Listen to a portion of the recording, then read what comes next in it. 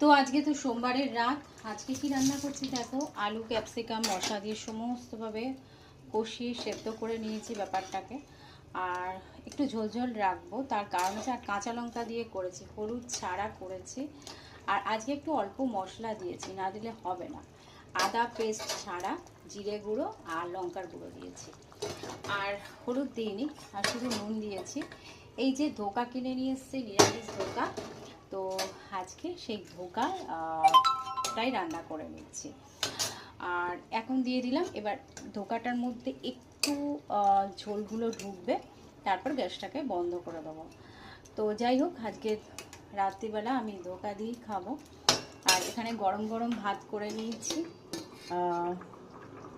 তো এই হচ্ছে ভাত।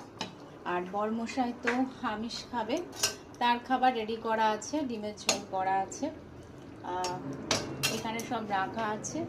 এই বাটিগুলোর মধ্যে সব তরকারি আছে।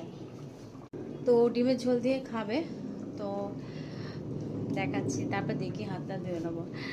তো চলো, আজকে তো সারাদিন ভাত খাওয়া হয়নি, কাল থেকে চলছে। তো রাত্রিবেলা আজকে ভাত খাবো। আর ধোকাটা খেতে ইচ্ছা হলো। সাধারণত সোমবার রাতে আমি পনিরটাই খাই, তোমাদের বারবার আমি ভিডিওটাকে শেয়ার করেছি। আজকে ভাবলাম যে না, নিরামিষ ধোকা কিনে নিয়ে আসি, তো ওই জন্য নিরামিষ তরকারিটা করে নেবো, আর ধোকাগুলো দিয়ে দিলাম। তো চলো, আজকের মতন ভিডিওটাকে এখানে এন্ড করলাম। ভিডিওটা ভালো প্লিজ প্লিজ লাইক করো, কমেন্ট করো, শেয়ার করো। তো চলো, এখনকার মতন টাটা আর গুড নাইট। এই যে ডিমের ঝোল।